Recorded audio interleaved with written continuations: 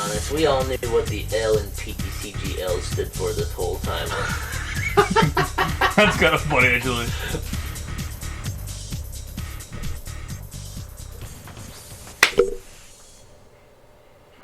That's better. No, better. Way better. Donde está? We are the Island Guardians, the 14th best place to find Pokemon TCG content and Pokemon content in general. I am Jeffrito. This is Miguelito. Why you have a stroke having saying that? I don't Miguelito. I'm Jeff, that's Miguel. It's Wednesday. Today we are going to talk about ZOROBOX. It's always been one of my favorites, and I think it got a lot of new attackers that could be pretty useful, and the deck is kind of under the radar again. I mean, it's kind of back on, but nobody respects it, so you have a lot of tricks in here. A lot of good attackers where you can trade up and do well. Number one thing being reversal energies, but we'll go over the list here. It's a real Rocky deck. You ask me, like, Rocky Balboa. The underdog? Yeah, you don't expect it to win much, but when it does, it's like... What do you mean damn. you don't expect to win much? I win all the time. I didn't settle with that. You never beat me with it. What? Never once beat me with it. We hardly ever get matched, and I think the times when I played it, we've never got matched. I'll beat you this weekend. I'll beat you tomorrow. If you go. Best of threes. I'll beat you in a best of three. Okay, let's go. Easy. Let's go. Alright. Here's the deck list. It is a 4/4 Zorua Zoroark. If you don't know what Zoroark does, it has an ability that's Phantom Transformation. Once during your turn, you may choose a Stage 1 Pokemon, except any Zoroark, from your discard pile. If you do, discard this Pokemon and all cards attached, and put the chosen Pokemon in its place. So that can be in the active spot, or on the bench, or whatever. The number one thing to remember is do not attach your energy before you transform, because you would have to discard the energy. But Boo. you run a 4/4 line of that, and here's some of the attackers you use. You use some Slowbro for Twilight Inspiration. This is the best late game attacker. Everybody forgets about it. I won 3 games with just this card on Thursday when we played. So Twilight Inspiration says, you can use this attack only if your opponent has exactly 1 prize card remaining. Take 2 prize cards. It's free. So free. Everybody forgets. You kind of act like you're sandbagging. Oh man, I don't have any energies. I can't attack you. Oh, I win. I do that all the time. Use a call names, but not for me. I do that all the time. Something that's pretty cool in here too is the Hisuian Basculin. Just to use Gather the Crew. Search your deck for 2 basic Pokemon, put them on your bench, and it's a free attack, so you don't have to waste energies for it. No, it's a Battle VIP pass then. Kind of. But it counts as an attack. Yeah, but if you do... Ooh, man, sorry. Mouse is kicking my butt. If you play Battle VPS on that... Well... That's true. So you gotta Gather the Crew, get you some more basics here, because you don't really have room for Battle VIPs. So you play that, and then we used to play it with the Make Do Chinchino, but now you use 3/3 line of Ralts Kirlia, so you can use Refinement. You can discard a card from your hand in order to use this ability. Once during your turn, you may draw 2 cards. So that's pretty busted, because you want to discard all those attackers. So back to the attackers here. Spidops, this is one of my favorite ones. The first attack is Entangling Trap. Shuffle each player's active Pokemon and all cards attached to it into their deck. So a lot of fun stuff you can do is, if people aren't paying attention, especially against like Arc Duraludon, you can literally not hit a Duraludon because you are only special energies, and Duraludon's ability says Pokemon with special energies can't attack you. But it doesn't block the effective attacks. So a lot of the times they like to go lone Duraludon, and you just can't do anything. You can't boss stall them. You can't switch them out, whatever. So you just use Entangling Trap, make them shuffle their Duraludon in the deck, and you win. That's so cheesy. I love that. It's so cheesy, but it's awesome. And then you also have Hammer In, which does 130, and it can one-shot a Tyranitar, which is still used a lot in Lugia. So that'll do your 260 damage, and Lugia's 230. So, works out for that. Then you have a Cetitan, which has Special Horn, 80 damage, and if this Pokemon has any special energy attached to it, it does 140 more, so that's 220s, which is really good. You can kill a lot of basic Vs and a lot of basic EXs. We got the Hisuian Arcanine, so you can use Scorched Horn, which is 80 plus, and if this Pokemon has any fire energy attached, it does 80 more damage. 160? So that's 160, so I'll knock out your Arceus. You got Mightyena for those Mews, and anything else weak to dark, like Gardevoir. The best thing is, against Mew, you don't have to waste the energy for it, so you don't have to be behind to like use the reversal or anything. It just attacks for free because of its ability. Raichu, you can do Ambushing Spark against the Lugias. It's 40, but if they've used their V-Star power, it's 100 more, so 140s, it makes your 280s. Knock those out. Then you got the classic Flapple, Acidic Mucus, 50 damage for each of your opponent's abilities that are in play. I love that card. Then Appletun is Thick Mucus, 70 damage for each special energy card attached to all of your opponent's Pokemon. Then you gotta respect the bench damage, so you gotta have the Manaphy in there. I don't know why there's Giratinas in here. What the heck? Oh, clear plans on that earlier. Remember? Yeah, I was clicking on it. So there's your attackers. You go to the trainers here. Pretty basic. 2 Nest Ball, 2 Artazon, which is a new stadium. It just says once during each player's turn that player may search your deck for a basic Pokemon that doesn't have a rule box. So a very easy way to get Ralts and Zorua. You got 1 Boss, 3 Ionos, 2 Super Rods, 4 Capturing Aroma, which is always hit or miss. It's a flip card. It's in Lugia. It's one of the most frustrating cards ever. Flip a coin. If it's heads, you get an evolution Pokemon. If it's tails, you get a basic Pokemon. Let's talk about something that's super annoying. I feel like that's backwards. I feel like heads should be basic, tails should be evolution. It just seems like the card's backwards. Oh, you would want a basic over an evolution? Yeah, like heads is first. Good, yeah. Yeah. So, then you got 3 Serenas, so you can discard cards and draw cards.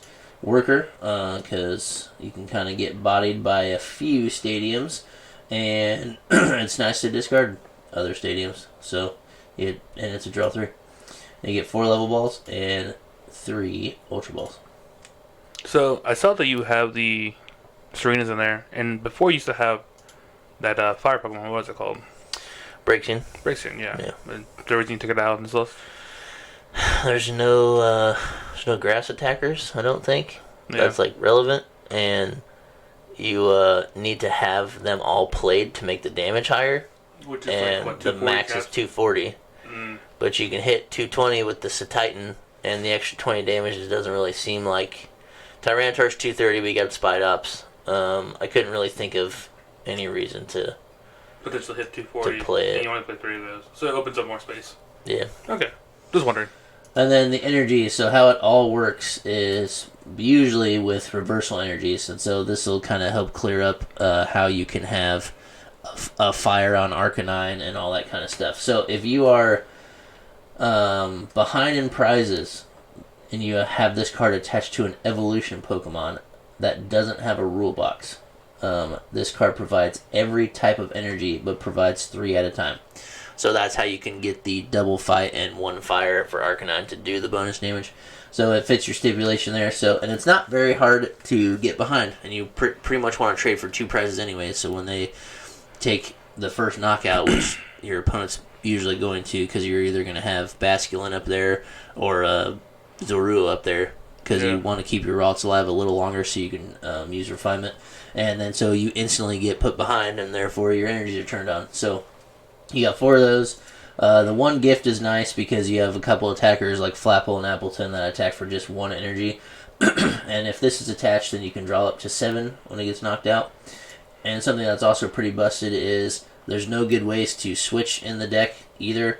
And sometimes you're like, man, I don't want to put my Zorua in the front because if I don't draw a Zoroark or trade into a Zoroark, then I'm going to lose Zorua, and that sucks. So it's nice to be able to throw up your Ralts or your Kirlia and sacrifice that. But if you are able to find the cards you need and the Zoroark you want, you can transform and then attach the Jet Energy. And the Jet Energy does, when you attach this card from your hand to one of your bench Pokemon, switch that Pokemon with your active Pokemon. So it's not a Yume. Me and Cameron talked about this yesterday, or on Thursday. Yeah. Because he wanted to attach it before he discarded it with a research. But he read the card. He's like, dang, I thought it was a Yume. He's like, well, I can't attach this because it's going to throw my Tyranitar in the active, or however it was. So that's kind of annoying, but it's made for that effect. And then you have the 2 double colorless. So I think the deck is super fun. It has a lot of really nice attackers. What are your thoughts, Miguel? I would say of all the Lost decks you've built or like played, this is probably my favorite. You just have a large coverage on every like matchup. Yeah. Like the Slowbro late game that could just win you games. Yeah. Because again, even if they are hitting you hard, and they probably are your opponents, they're probably playing V or EX Pokemon like now. Yeah. They're probably munching through your team essentially. Yeah. So I mean, if you can get just cheesy 2 knockouts against a V or an EX Pokemon based on weakness or whatever, and then you're like, oh no, all I have is the Slowbro. Yeah. Oh, sorry, I win. Yeah. And like you said earlier with the Duraludon matchup, and just a lot of like the thing with Gardevoir, like it's a little too greedy. EX, it piles it all to their Zacian or whatever. Yeah. And then you go to your Spidops and just say you lost all your energy. Yeah. Yeah, you can also use it to like stall, I guess, or like undo all of their hard work, because Gardevoir only works if they get all the energies out of the deck and in the discard pile. So you can, if they load up a bunch, but the thing is your attackers don't have much HP, so if they're smart, they're not going to do that. Yeah. But you could still shuffle their like Gardevoir into the deck or something, but that's also why the Mightyena is nice, because you can one-hit their Gardevoir because it's weak to dark, and you're doing 160 times 2, so the Spidops is just a really fun tech, I think. There was a couple other ones that could fit a couple different type advantages. There's another grass hitter that does, I don't know, it's 2 grass, and then if this card has a fire on it, it does 80 more. So it's almost identical to Hisuian Arcanine, but it wasn't as good as maybe having the potential to make them shuffle their stuff in. So, and this is all based off of Eric's list from Rare Candy. He actually played at NEIC. He's one of the biggest like ZOROBOX fans, and he played a really good list in, I think we were there, and he was like 150th place, which is like pretty good for a ZOROBOX. Especially in that time of the meta where like things were just big. Yeah, and like Lugia was way better, and like I don't know. So I had a lot of people were playing the Dunsparce at the time, so like you couldn't really capitalize on all that. On the Raichus and whatnot. Yeah, so I don't know. I really like it. I think it allows you to. It's not necessarily hard to play, but there's a lot of thought process going on. Oh yeah, there's definitely a nuance to it all. Yeah, once you sit down, you know what you're playing against. You already know what your best attackers are. But sometimes you don't get an Ultra Ball. Sometimes you don't draw it. Sometimes you can't refinement it away. Sometimes it's you don't have a good way to discard it, or you just haven't found it, or you prize it. So there's like, that's one of the things too. You can't use Hisuian Heavy Ball because it only grabs basics. So if you prize one of your stage 1s, you're just not going to have it. Yeah. So that makes it a little tricky.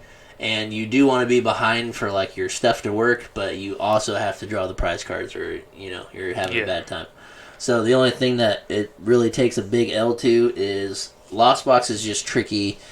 If you do get the first knockout in Lost Box and they never get a double knockout on you, you can win with Slowbro. You can take the last 2 because they'll end up catching up and you take 2 prize cards. So you have a little bit of leeway there, but the hardest part is if they make it destabilize so fast, you can never put your Zoruas back down to go back to Zoroark again to keep playing. So, but the nice thing about Zoroark is it hits for 70, so you can knock out Comfeys if you're behind and use a reversal energy. Yeah. You don't have to transform. So that's okay. I don't know. That's probably the hardest matchup, and then Tinglu's really hard too. Yeah, just showing off your abilities. No refinement, no transformation. No transformation. You don't play a Radiant Pokemon at all, so that's you're fine there. Yeah. But yeah, I mean, that's like auto L. If they're fast enough, I mean, if they don't get a Hawlucha on the first turn, maybe, but you have to find the attacker and you have to like preemptively transform into it. Yeah. To like make sure it's ready on the bench. Like I really don't see how it would work, and there's like no room to tech in like Picnic Basket, or like you could play Radiant Serena, but as soon as they ping the Radiant Serena, then you can't use it. So yeah, like there's no good way. You just cannot beat Tinglu. I think it's like impossible. I mean, you can if you can. I mean, if they have a bad start, yeah. I mean, you can't get the spot ops if they ping your Zoruas. That's the hardest part. And then most of them are playing the Alakazam. So even if you Hawlucha ping something, you just move it later with Alakazam and make it harder for them to To do anything. To do anything, yeah. Because you can give them refinement. Yeah. And just move the counter to the next Zorua they put down, and then you still win. They're just drawing cards with nothing topping. Yeah, so that's why I think like maybe playing the Gallade is okay. Because I think, let's see, the Gallade, like if you can come out of the gates with a Gallade. How do you spell Gallade? Do you have all cards, or is it still just cards you have? Yeah. Can I not spell it? Is it double L's? There it is. Okay, so Buddy Catch Gallade. You can do 160, and then you move an energy from this Pokemon to your bench Pokemon. So if they somehow aren't putting, if they just give you refinement and stick with all your Zoruas, you could maybe get a knockout with Gallade, or not a knockout. You can do 160 damage, but you would just never make it out. Because the Tinglu's attack does 150 and then 2 more damage counters. So eventually your whole board's going to have damage on it, so it doesn't even matter. I think that's like its only downfall. And like at least at our local shop, there's 2-3 Tinglu players, which is kind of weird because I don't think the deck's that good. Yeah, but it's funny. It is funny, and a lot of people panic. They don't really know how to play without the abilities. And sometimes they don't fully read the card, and they don't know that you can still use EX abilities. Oh, like last time I played, I had to coach the guy how to beat me. Yeah. I was like, you can still beat me, dude. You can use Gardevoir EX ability. Yeah. He's like, oh, wow. And then after that, it's like, all right, I just lost. It's like, oh, okay, well, yeah. So, I mean, you can get around it. It's just tricky. And playing without a support Pokemon's hard. Playing without Barrel, playing without your refinements and all that's just kind of tricky. So, but I think the deck is super fun. I feel like kind of talked about with the last deck we talked about was I never feel like I'm out of the game. Yeah, I feel like I always have a chance. And you get that little bit of like, oh, I ripped it off the top kind of thing. Like I need to find Raichu this turn. I gotta refinement it. I gotta find an energy like that. Yeah. Just hitting that sequence is just like it feels so good. Also, I feel like you have so much draw potential in this deck. Like you can go through your deck fairly quickly. That's one thing too. I was playing against Kaylee. The only reason I won was because of Slowbro. She played pretty well, and she got down to. We were both at 2 prizes. Yeah. And she had a 2 prize in the active, but she switched it. She used Radiant Charizard, and then knocked me out. And I'm like, okay, that's a good play because there's no 2 prizer in the front. But I'm like, now you got 1 prize card and I got 2, so I'm gonna Slowbro you. But if she had just looked at how many cards I had left, I only had 2 cards left in my deck, so she probably could have passed twice. And just or just she probably could have passed and then left us both at 2 prize cards. So you could have won Sombra, and you probably could knock that out. And then forced me to knock her out because it was what's Radiant Zard 160 or 170. The 170. So it's just a hard number to hit, kind of, for the weakness matchup. And then if you are equal in prize cards, your reversals don't work. So like it takes out a lot of your attackers if you leave them equal prize cards. Yeah. So she definitely could have beat me, and she took the knockout, and I was just like, whew. Okay, Zoroark, Slowbro attached, Twilight Restoration. I flipped over the 2 prize cards, and she was like, no, you only get one for Radiance. And I was like, oh, I'm sorry, you just have to read the attack. And she was like, that is so stupid. She's like, why is that on a Pokemon card? I'm like, I'm sorry. She's like, I've never had to read a Slowbro before. Like, yeah, most people sorry. don't. I mean, and when I play too, I set all my attackers off to the side. Yeah. So they because eventually they catch on to what you're doing. Yeah. And I don't, some people at local shops are weird about asking to see your discard pile or sure.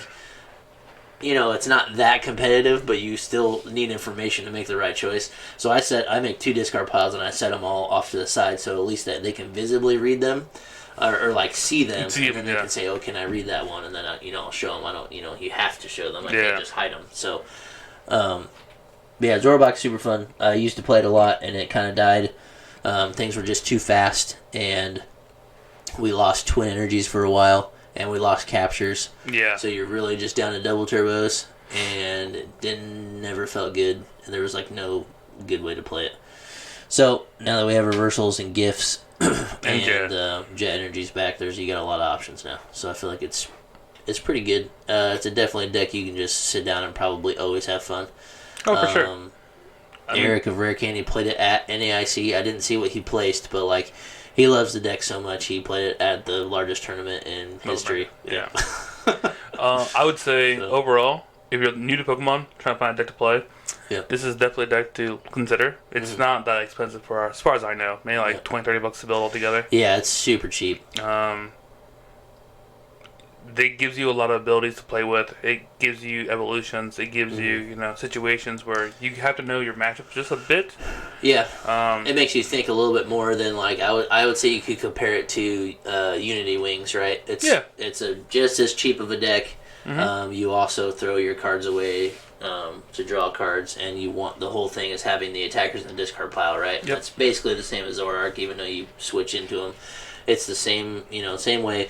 I would just say Zoroark, it gives you a little bit more to think about. Yeah. So, like, you gotta try to hit the weakness matchups. You're not just trying to build X amount of damage to win. Yeah. You can use your attackers in a different way and, like, take prize cards early. You don't have to wait to, like, end of the game to get, 12 attackers in the discard pile. So it is a fun one to try out if you're new. I actually sat across from a kid and played, and his dad was, like, helping him play. And his dad plays Magic, and he was like, yeah, that deck's pretty cool. He's like, I see what you're doing there. He's he's just new to Pokemon. He's like, Pokemon's just really weird. It's much different than Magic. Yeah. And he was sitting next to Josh, and Josh was milling, and he's like, well, I play mill and Magic, so he was kind of watching both, and he was just like, oh man, why you gotta do this? And then he was like really like zoned in on what I was doing, and I thought maybe it's because he didn't want me to like cheat against his kid. Yeah. But he was just like, man, that deck is really cool. He's like, your whole idea is just to put your attackers in a discard pile and then use them later. And I'm like, yeah. He's like, that seems awesome. He's like, in Magic, you got to put them down. You got to load up all your lands. You got to, people can just blow your stuff up or blow up your artifacts or whatever that makes your dudes work. So like, he was like, that's pretty cool. You can kind of like dodge a lot of that because it's in your discard pile. They can't really mess with their discard pile. In Pokemon, very easily. There's a few cards that do it. He's like, yeah, that deck's cool. So, it was cool to pilot and watch, and then it's fun to play. So I would give it a B. It's right there in the middle. Wow, I would give it honestly a B+. Yeah, I mean it's. I would give it a higher B, lower A, just for the fact that you have so much type coverage. Yeah, you have the type coverage, but you have 2 auto losses. Yeah. I mean, if King Lou sticks around for a while, you have 2 auto losses. Lost Box is just hard. That's like a 30-70. Like, they have to make some mistakes and never take a double knockout in a turn. Yeah. Which is, like, almost impossible. If Sableye exists, they're going to take a double knockout. I guess the rating also comes in, like, in skill level. Like, to pilot this deck pretty well, you have to have a pretty well understanding of the game. You can pick it up and play, but to pilot it pretty well, just like most decks. Yeah. You got to know your matchups. You got to know, hey, they're probably going to play 2 Kensington Colones in their deck. Why? Because they do. Because Manaphy is a pain in the butt. Yeah. But, again, I think it's pretty good. I think you should play it. Yeah, that's why I'm at a B. It's got 2 auto losses. So, I mean, it's like, you never know what you're going to play against. But, it's like I said before, I feel like it's a deck where you always have a chance. So, like, no matter what, it's just fun to play. Yeah. It's like I lost on, I was a turn away from winning all the games that I lost. And I'm like, I was right there. And, like, they played just well enough to win because, they figure out what's going on. Playing against a smart player, that's just how it goes. So, there's ZOROBOX for you. Check it out. I'll put the deck list in the description. Tracy, I know you're watching. You're going to want to get this. You're still going to lose. To me. And to me. He won the mirror last time. So, but anyways, catch us on Friday. We're going to talk about a new chapter in the game, maybe. Hopefully it's world breaking. Huger. Huger. All right. See you.